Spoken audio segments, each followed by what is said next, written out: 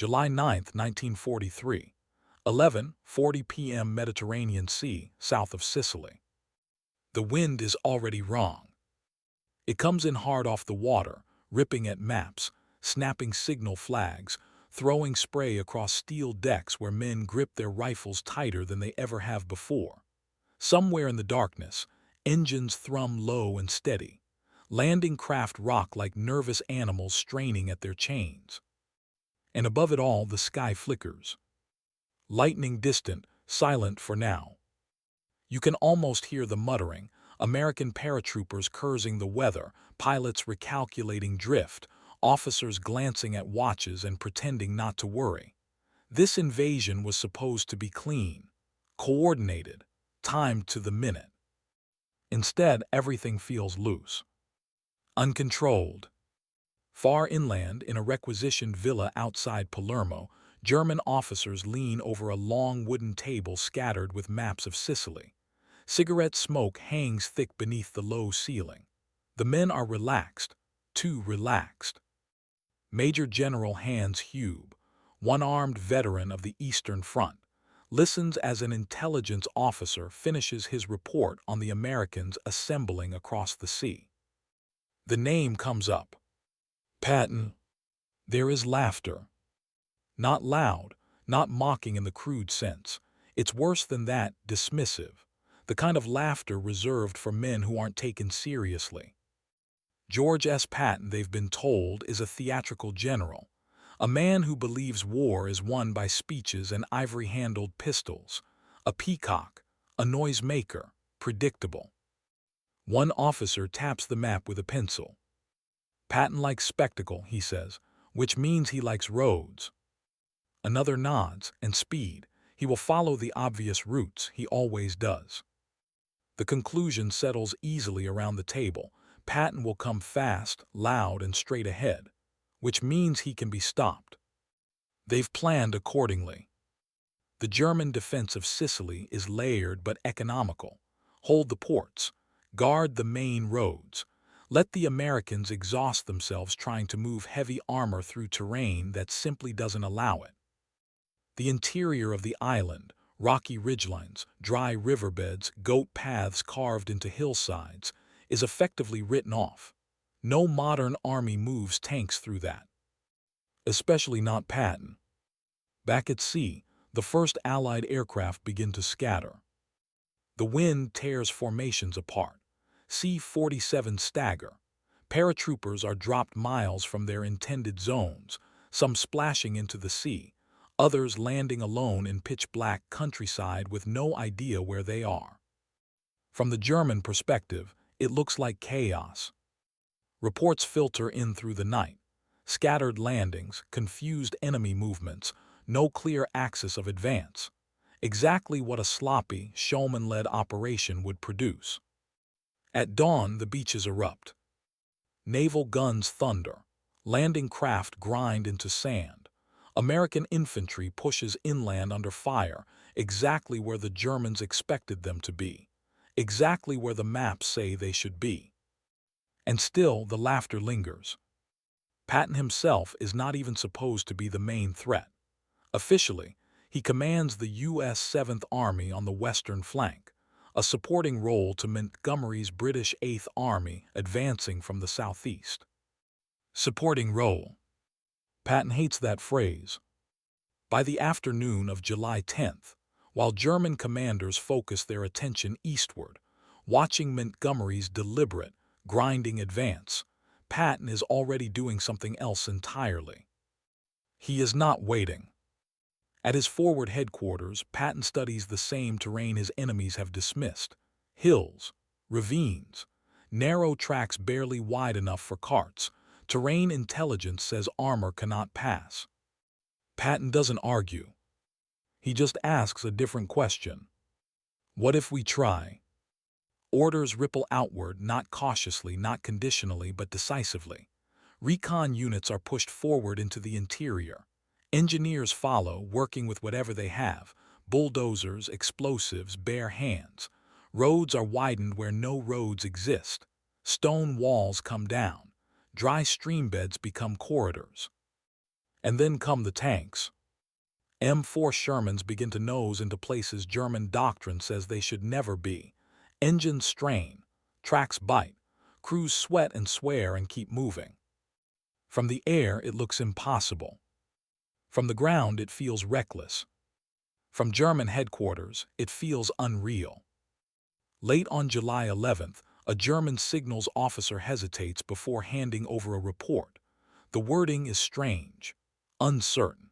It describes American armored elements appearing in areas that should be unreachable, areas not marked as threatened, areas behind planned defensive lines. The officer receiving it frowns. "Verify," he says. More reports come in, different units, same problem. American tanks, west, then north, then behind. Rear areas that were supposed to be safe are suddenly not safe at all. Supply convoys encounter armor where only scouts were expected. Artillery units report being flanked without warning. Communications snap as positions go silent one by one. The laughter is gone now. Maps are turned. Pencils redraw arrows. Someone mentions Patton's name again, but this time no one smiles. Because the realization is beginning to form, slowly, reluctantly, but unmistakably. Patton is not doing what he is supposed to do. And if he is willing to send tanks through terrain that cannot be crossed, what else might he be willing to do? As night falls over Sicily, German officers listen to radios crackle with confusion and disbelief. Rear areas are no longer rear areas. The American flank is no longer a flank. Something has slipped past them. Something loud, fast, and dangerously underestimated.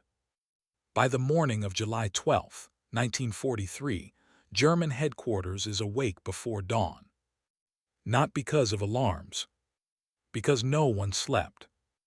Radios have been chattering through the night, voices strained, clipped, struggling to describe what they are seeing without sounding incompetent. Messages arrive out of sequence. Locations don't line up. Timelines overlap in ways that shouldn't be possible. American armor here. American infantry there. American patrols where no Americans should be at all. An operations officer spreads fresh maps across the table, smoothing creases with the palm of his hand. He overlays them with grease pencil markings from the night before, and then freezes. The arrows don't connect. They leap. Entire sectors that were expected to hold for days have gone quiet. Units tasked with delaying actions report being bypassed rather than engaged. Others never report at all. A junior officer finally says what everyone is thinking. This isn't Montgomery. No one argues. Montgomery advances like a tide, slow, deliberate, preceded by artillery and followed by consolidation. That is the rhythm German officers know how to fight. That is what the defensive plan for Sicily was built around. This is something else. In the field, German troops begin to feel it before they understand it. An artillery battery near the town of Gela prepares for what they assume will be another frontal probe. They have their guns oriented toward the coastal approaches.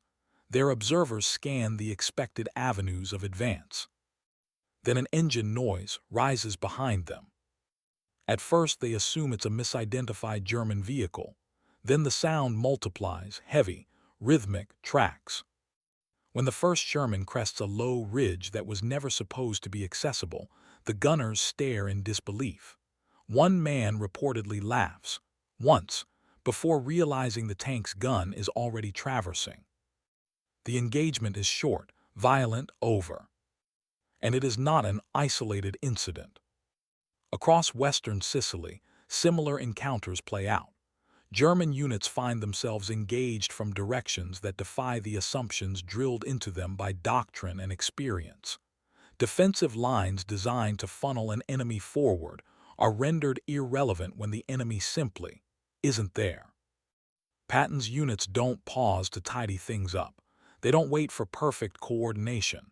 They exploit confusion the moment they sense it. A road exists, they use it. A track exists, they widen it. No path at all, they make one. Patton has given his subordinates a simple philosophy: move first, explain later. German officers begin using a word that hasn't appeared in official reports yet, but circulates in whispered conversations. Unheimlich. Unsettling. Not because the Americans are invincible, but because they are unpredictable. By mid-morning, German headquarters attempts to regain control through orders: pull back here, consolidate there, establish a new line. But each order assumes something that is no longer true: that the Americans are where they were last seen. They aren't. Patton himself is moving constantly, bouncing between forward positions, appearing without warning in dusty command posts, demanding speed above all else. He pressures commanders who hesitate and rewards those who take initiative. When intelligence officers warn that his flanks are exposed, Patton brushes it aside. Flanks are for stationary troops, he snaps. To German planners, this should be suicidal. Yet again and again, American spearheads punch through before a counterattack can form. German reserves rush toward threats that dissolve before they arrive, replaced by new ones somewhere else. It feels less like an invasion now, and more like something spilling. In Palermo, officers begin receiving reports from civilian administrators: roads jammed with retreating units, supply depots abandoned intact, communications cut without warning. The carefully rationed German presence on the island is unraveling faster than anyone predicted. Someone mentions Patton's reputation again. This time not as a joke. They recall the stories: his obsession with movement, his belief that speed itself was a weapon, his willingness to accept risk others wouldn't. Traits once dismissed as arrogance begin to look dangerously effective. A senior officer finally slams his hand down on the table. "We assumed he would do what makes sense," he says. The room is quiet. Outside, the Sicilian sun climbs higher. Dust hangs in the air, kicked up by convoys moving north, some German, some American. In too many places, it's hard to tell which direction is safer anymore. German re-echelon units, clerks, drivers, mechanics, find themselves suddenly under threat. Rifles are issued to men who never expected to fire them in anger. Improvised roadblocks go up, only to be bypassed within hours. Patton's tanks are not hunting glory. They are hunting space. Every mile gained compounds the confusion. Every village taken collapses another assumption. And the most dangerous part isn't the firepower, it's the tempo. The Germans cannot slow it down. By the afternoon, a chilling realization begins to take shape among the German command staff. This was never about Sicily alone. Patton isn't just taking ground. He's testing something, proving something, demonstrating how quickly an enemy can be made to lose coherence if you refuse to play by their expectations. And if he can do this here, with limited forces, rough terrain, and a secondary role, what happens when he's unleashed somewhere that actually matters? The maps on the table are pushed aside. They are no longer useful, because the war they were designed to describe is already gone. And George Patton is just getting started. By July 13, 1943, Sicily's western interior has become a labyrinth of impossible movement. German officers stare at field reports as if they were riddles. Reports describe armored units appearing along ridgelines that no tank should climb, crossing riverbeds that engineers had deemed impassable, and cutting off roads that were supposed to remain secure for days. Colonel Friedrich Weber, tasked with coordinating the defense of central Sicily, leans over a map, his hands shaking slightly. It can't be," he mutters. "They shouldn't be there." And yet they are. Patton's 7th Army is moving like water through the rocky Sicilian hills. Sherman tanks and armored infantry glide along narrow paths, hugging hillsides, their engines grumbling against the terrain. Recon vehicles dart ahead, scouts reporting each obstacle cleared and each route improvised. Engineers move in behind, widening tracks with explosives and bulldozers, leaving the Germans scrambling to adjust.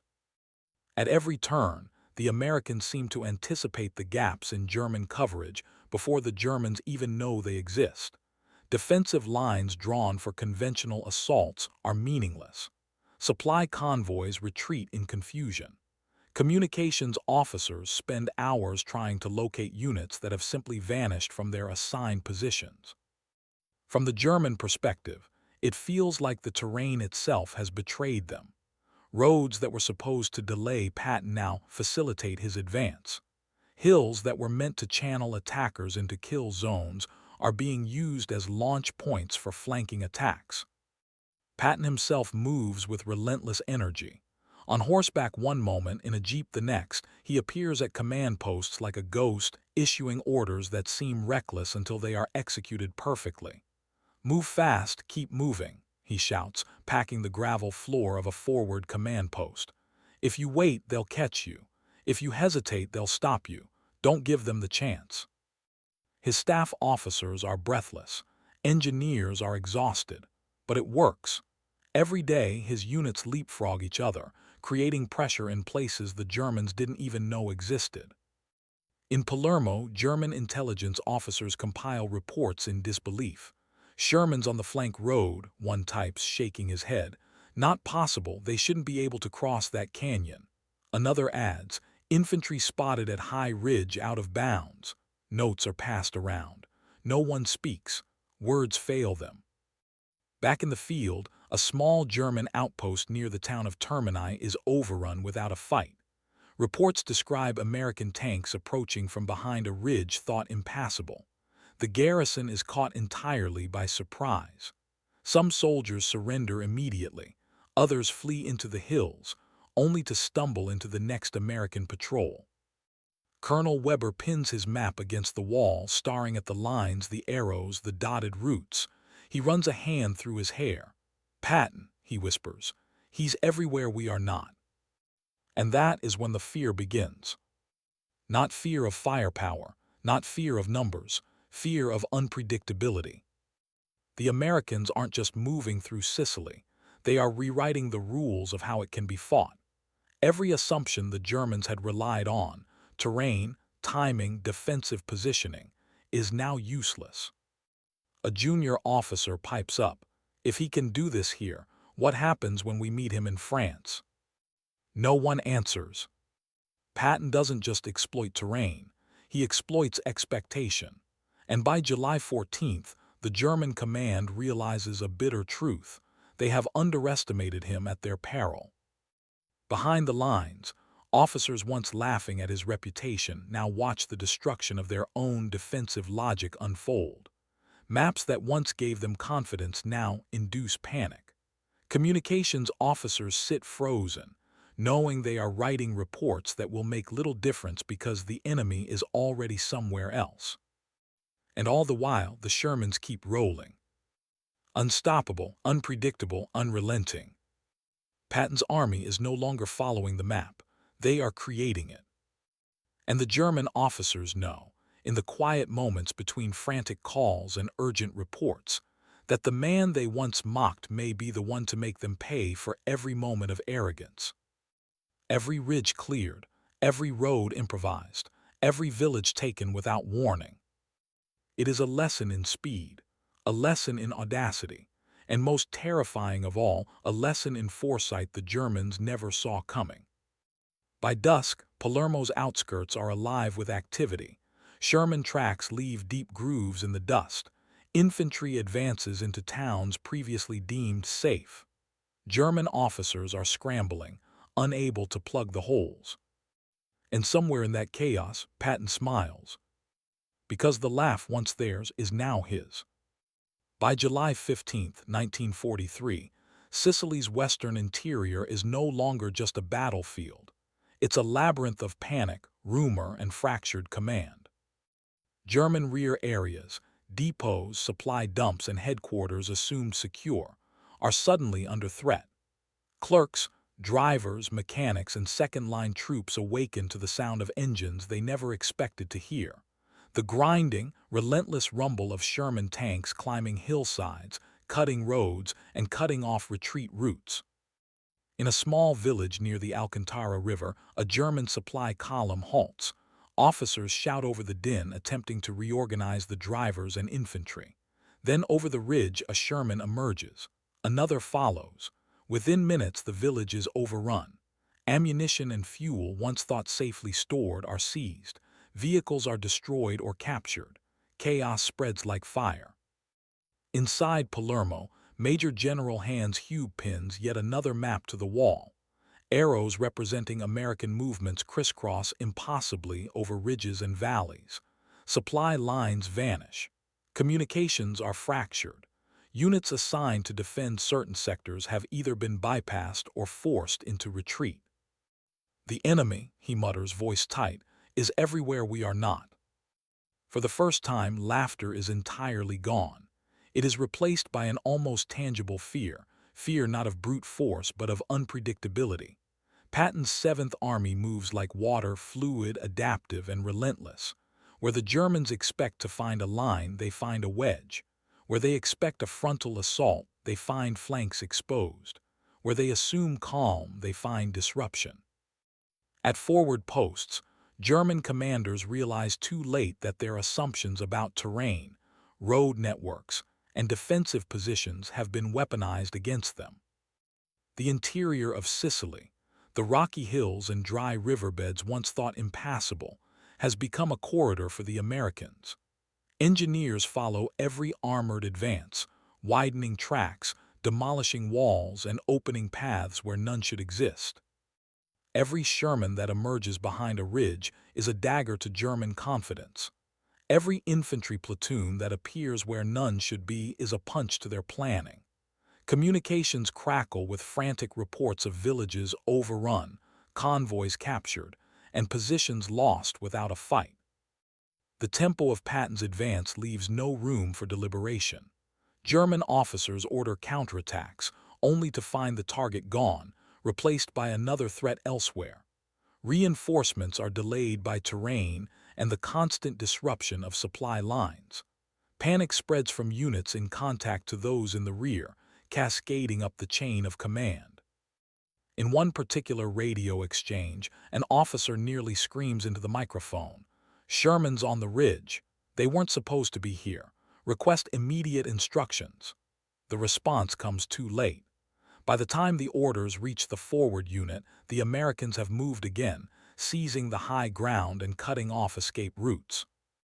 This is more than battlefield success. It is a psychological assault. The German officers who once mocked Patton now study his movements with grim fascination. They realize that his audacity, sending tanks where logic said they could not go, moving faster than reconnaissance can track, exploiting every weakness, has created a force multiplier no number of troops or fortifications could stop. And yet Patton's genius is subtle. He is not reckless for spectacle. Every move is calculated, every push designed to keep the enemy off balance. By striking behind expected lines, he forces German commanders into reactive positions where their own assumptions betray them. By evening, reports pour in from across western Sicily. Entire units are cut off, isolated, or surrendering without resistance. Supply columns vanish into ambushes, roads are clogged with fleeing troops, and communications collapse under the sheer speed of the American advance. Major General Hube steps back from his map for the first time in days. The lines no longer make sense. Arrows intersect, units disappear, and predictions of enemy movement prove futile. The man they once laughed at, Patton, is not merely leading an army. He is rewriting the battle in real time, dictating the pace, the direction, and the psychology of the fight. And somewhere across the hills, the tanks keep moving, relentless, predictable to no one. The German command begins to whisper the word among themselves, unbelievable. Because what they are witnessing is not just a flanking maneuver, not just audacity, not just strategy. It is a demonstration of power that they cannot contain. And they know, deep down, that the collapse is only beginning. By July 16, 1943, the Western Sicilian front has become a nightmare for German commanders, a theater where logic and expectation no longer apply. Rear areas that were supposed to be safe now echo with the roar of engines. Convoys vanish overnight. Supply depots are seized before the Germans can even realize they're under threat. Communications officers scramble, sending frantic messages up the chain, only to receive answers that are already obsolete. Patton's army moves faster than anyone can respond, faster than maps can predict, faster than fear can settle. Inside a makeshift command post overlooking the hills near San Fredolo, Colonel Weber watches through binoculars as an armored column snakes up a slope deemed impassable. His jaw tightens. "It shouldn't be possible," he mutters, almost to himself. He's already aware the word is spreading among German staff. Unheimlich, uncanny, unsettling, unbelievable. And yet there it is. Sherman's climbing the rocks, infantry following behind, engineers widening the path as they go. Patton's men move with a single-mindedness that seems almost mechanical. Every obstacle is overcome, every assumed advantage of terrain neutralized. Every expectation the Germans held now serves only to amplify their disorientation. Back in Palermo, Major General Hube convenes his senior staff. The room is tense. Maps are strewn across the table, but no arrows make sense anymore. Every prediction made yesterday has been invalidated today. He speaks slowly, deliberately, a tone heavy with disbelief. "Gentlemen, we have underestimated him. The man we laughed at, the American showman, he is beyond anything we anticipated."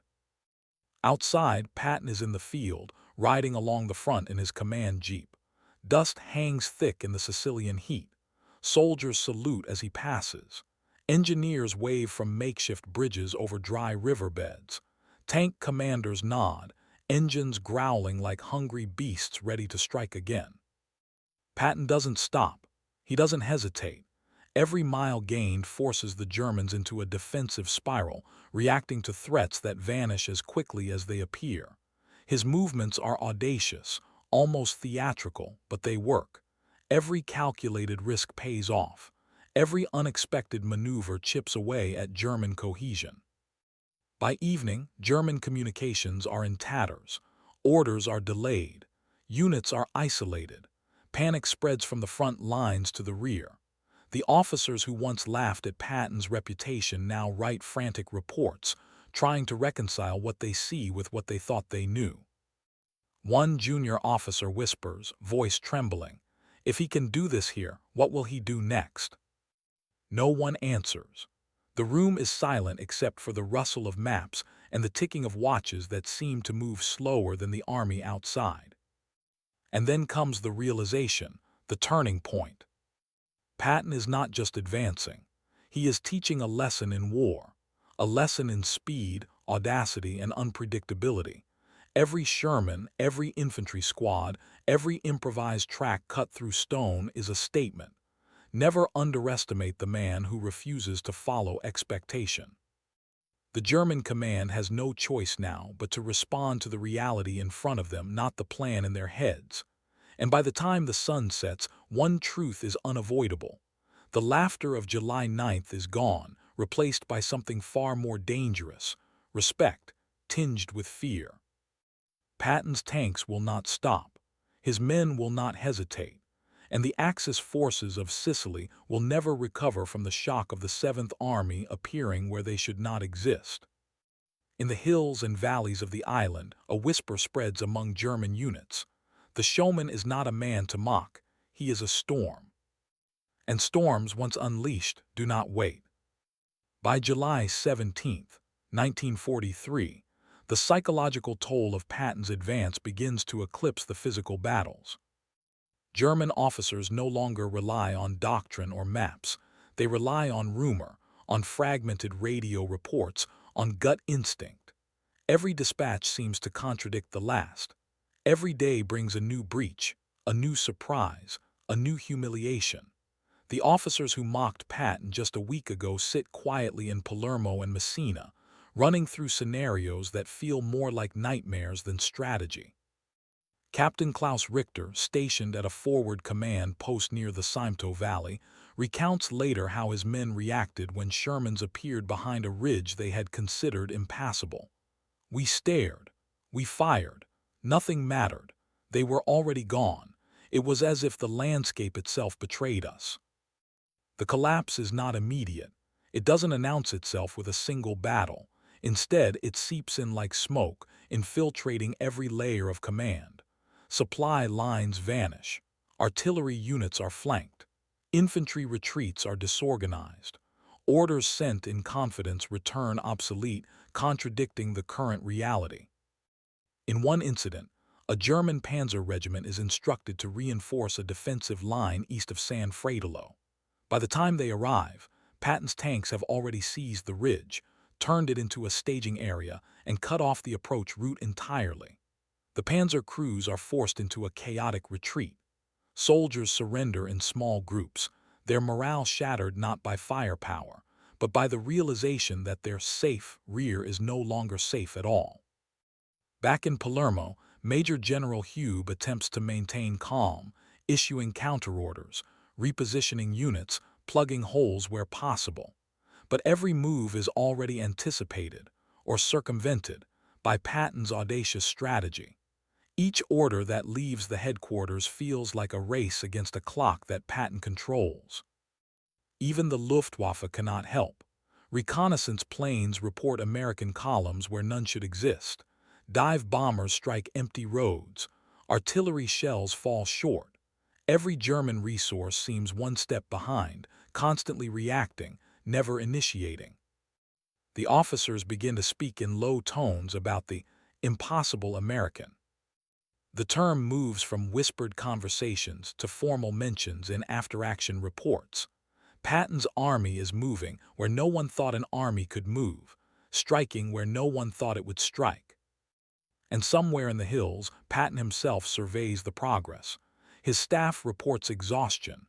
Tanks strain over the rocks. Infantry is pushed to its limits. And yet, the general grins.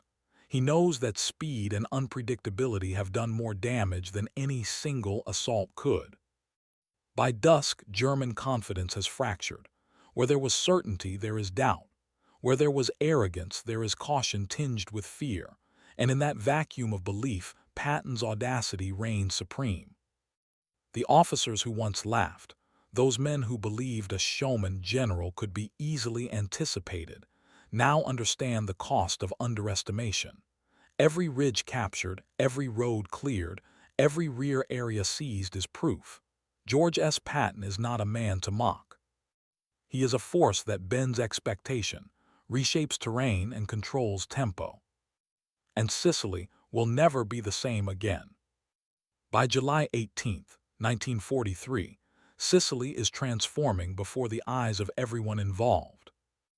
German units, already exhausted and demoralized, struggle to regroup. What was intended as a defensive island has become a battlefield littered with confusion, abandoned positions, and panicked retreats. Rear areas, supply lines, and supposedly secure towns are now contested ground. Officers who once scoffed at Patton's flamboyance now scrawl frantic notes in their logs. 7th Army columns where terrain should forbid passage, morale collapsing, impossible to predict. Patton himself is in the thick of it, riding ahead of his columns, inspecting the terrain, encouraging engineers, and shouting orders with a mix of precision and bravado. He inspects a recently widened track through a ravine, turns to a young officer and says, "There is no such thing as impossible, only untried." Sherman tanks roar over rocky hillsides, followed by infantry fighting through narrow defiles. Recon jeeps scout the ridges, radioing coordinates back to Patton's command. Engineers bulldoze boulders, cut through walls, and create paths where none should exist. By evening, units that were supposed to meet resistance hours away instead find towns abandoned, their defenders either fleeing or captured. At German headquarters, the air is thick with cigarette smoke and fear. Major General Hugh pins a new map to the wall. Arrows crisscross like the threads of a tangled web. Every defensive plan has been invalidated. Officers glance at each other in silence. They cannot believe what has happened. It is then that the reality sinks in. The man they once mocked, the showman general, the loud, predictable American, has achieved something none of them imagined. His audacity, his speed, and his refusal to respect their assumptions have shredded the German defensive structure in western Sicily. A junior officer finally speaks, voice barely audible. "We laughed and now." Hugh doesn't need the rest of the sentence. The officers all know it. Patton has turned ridicule into victory, mockery into mastery. The tanks that climbed impossible hills, the infantry that crossed uncharted paths, the engineers who created routes where none existed, all of it combined into a force the Germans cannot contain. As the sun sets, dust rises over Sicily. The roar of engines, the clatter of tracks, and the distant gunfire mark the closing of a chapter in the campaign. Patton's men have done more than capture ground. They've rewritten the rules of expectation, turned chaos into strategy, and forced the Germans to face a reality they cannot reconcile with their assumptions. In the quiet aftermath, somewhere deep in the Sicilian hills, a message is sent back to Berlin. Patton is everywhere we are not. The 7th Army moves with speed and cunning beyond comprehension. Morale is fragile, defensive plans obsolete, urgent measures required. The laughter from July 9th is gone. And the last laugh, as it turns out, belongs to Patton. Because he didn't just win battles. He humiliated arrogance, defied expectation, and in the process, he reminded the world what happens when audacity meets execution. Sicily is his proving ground, and the world, Axis and Allied alike, is watching. End.